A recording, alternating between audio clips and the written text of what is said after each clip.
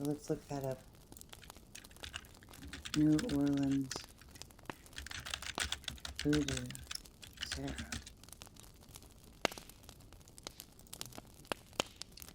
It kind of sounds like advertisement like that, but I'm not. It's just that I'm trying to understand. It says the New Orleans Voodoo Tarot Book Card Set by Louise Martini and Sally Ann Glassman. The first tarot to celebrate African American culture, the book and the 79 card deck capture both the spirit and the imagery of voodoo's African, West Indian, and Catholic influences. So the focus is on voodoo itself. So African voodoo, voodoo's African, West Indian voodoo, Catholic influences on voodoo. Ancient and earth-honoring voodoo's practices take on different forms specific to time and place, but its essence remains focused on the Iowa, the potent spiritual forces of voodoo that are manifested directly through human beings and their actions. The authors draw strong parallels between the Waite and Thoth tarots, the Kabbalistic tree of life, and the voodoo tradition as it is practiced in New Orleans. Just as the major and minor arcana of the tarot represent the archetypes of the human psyche and the natural forces of our world, so do the Iowa of voodoo embody the primal energies of the universe.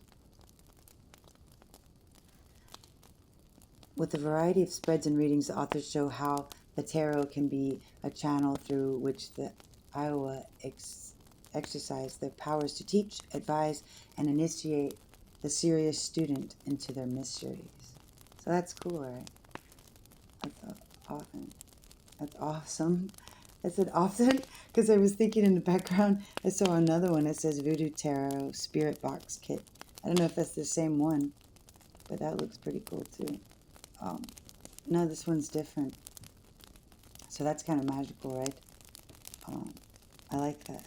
And we can keep note of it, right? But, you know, when you go tarot card shopping, it's not hard to choose. Not for me. I mean, anyway, no, not like that. Stop it. Let's see, born.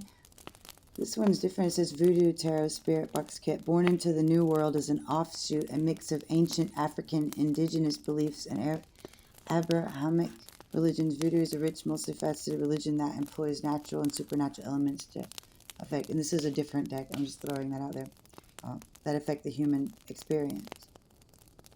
So natural and supernatural elements. And this new premium tarot kit, Fabio Listani, delves into voodoo practices with 78 cards and a detailed full-color guidebook to further investigate this fascinating tradition. So that's pretty cool. Let's see. So that's cool. Like, some people are making their own tarot and stuff with imagery that they like, or that, you know, that they studied and feel happy with as the expression of. So that's pretty cool. Okay. So now we have a better idea of it. I think we can stop there on reading about the Lua, and also called Iowa, and their connection to the word Iwa. And sometimes it's used, it seems the word is used interchangeably, if I'm not mistaken. But that it's saying that the word comes from the Yoruba spirituality when it's Iwa in particular. So when it comes to Haitian voodoo, I believe they're called the Loa or the Lua, if I'm not mistaken, right?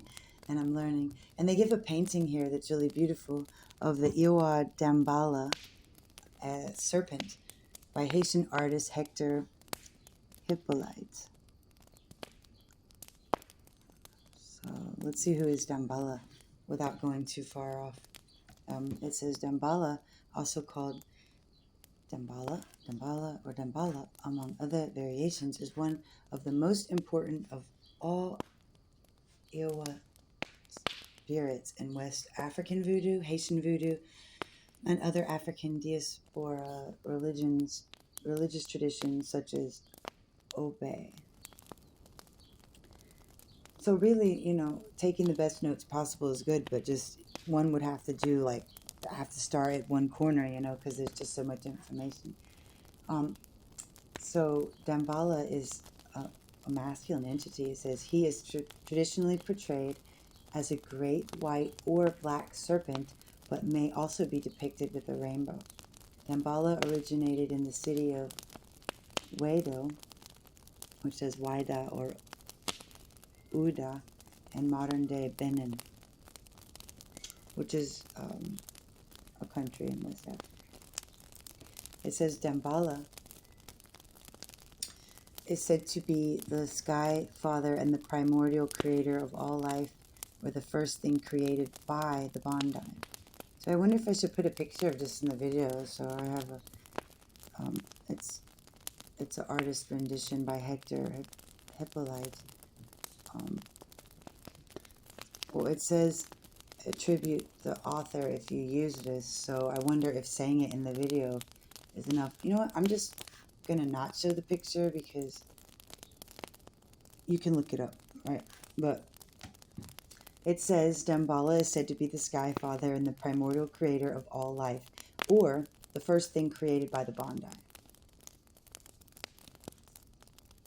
And the Bondi, also known as Grand Maitre, is the supreme creator god in the African diasporic religion of Haitian Voodoo. Voodooists believe Bondi was responsible for creating the universe and everything in it, and that he maintains the universal order. So, in those voodoo societies that view Damballa as the primordial creator, he created the cosmos by using his 7,000 coils to form the stars and the planets in the heavens and to shape the hills and the valleys on earth. Excuse me. And others, being the first thing created by God, creation was undertaken through him. By shedding the serpent's skin, Damballa created all the waters of the earth. As a serpent, he moves between the land and water, generating life, and through the earth, uniting the land with the waters below. Damballa is usually synchronized with either Saint Patrick or Moses. He is counted among the Radha Iowa. So there's a lot more we could learn about that, about him and other things of the voodoo religion. Well, I just clicked something. Did it come up? Because I don't see it. So basically, oh, okay, that's all right.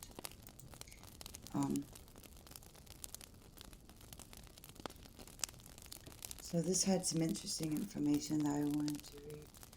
It's that I want to understand that, but where did I see it? It said, did I write it? No, I didn't write it. The petwo versus the rada.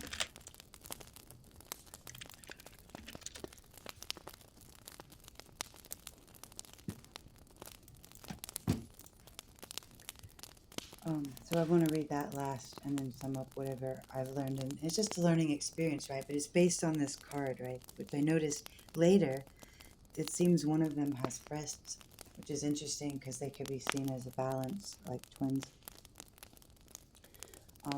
I'm just going to start with reading the rest of the material I wanted to.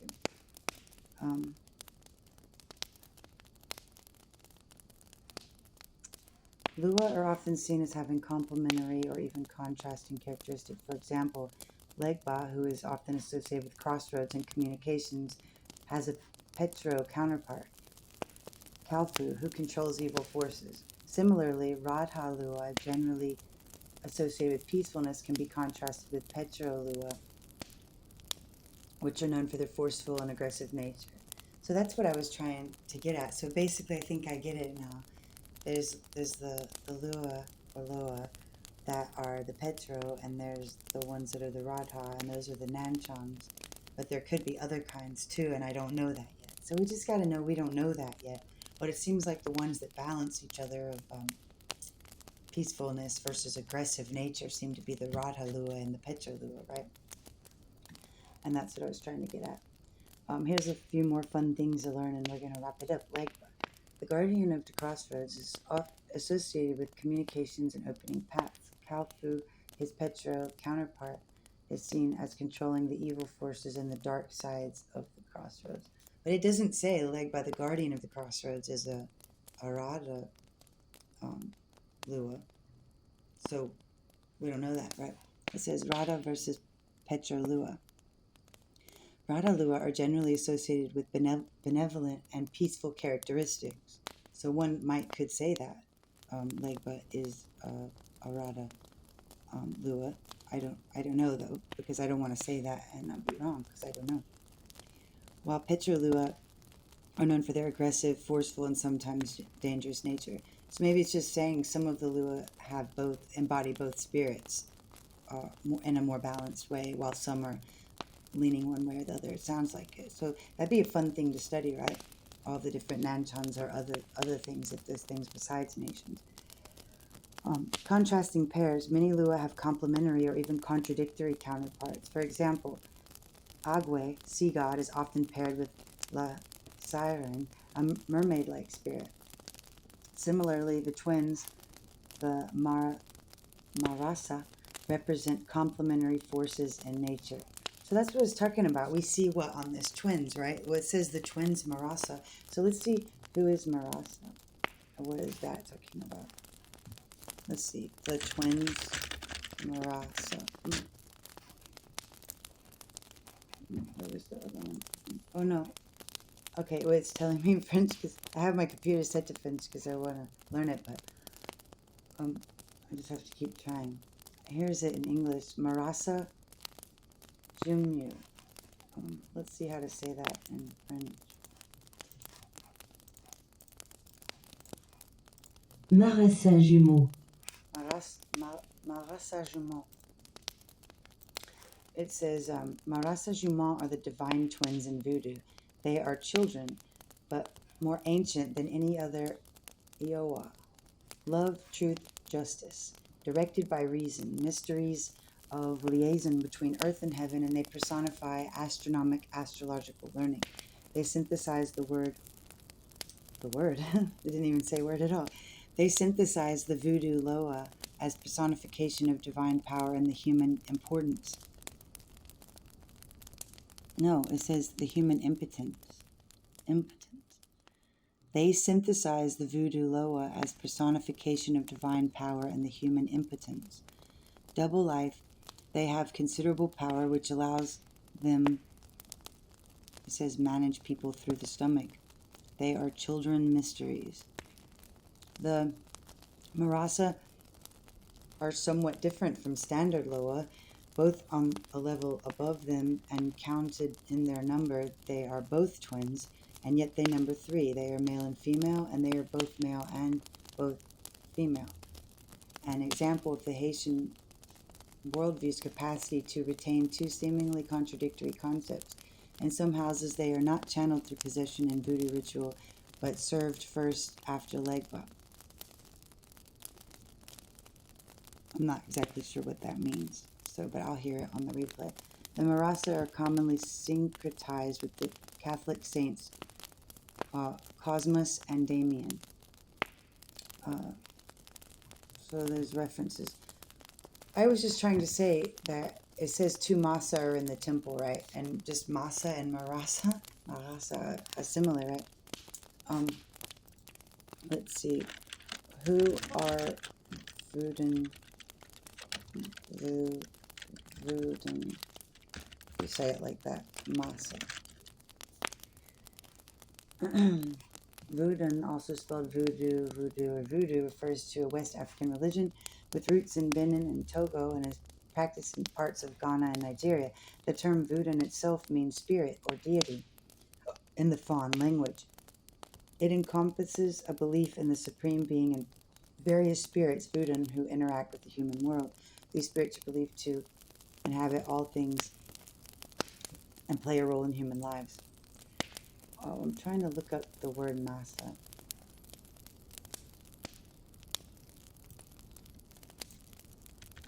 Define Masa in relation to voodoo.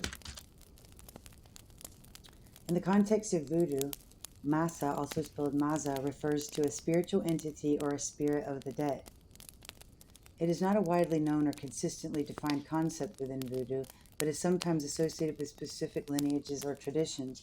Some interpretations link Masa to the spirits of ancestors, while others consider it a more general term for the spiritual realm of the deceased. So someone inside my spirit, or that sounds funny, but I just heard it, is that it, like translation would be, Masa la flambeau. I don't know if I'm saying that right. Flambeau would mean like tenders of the fire, right? Right.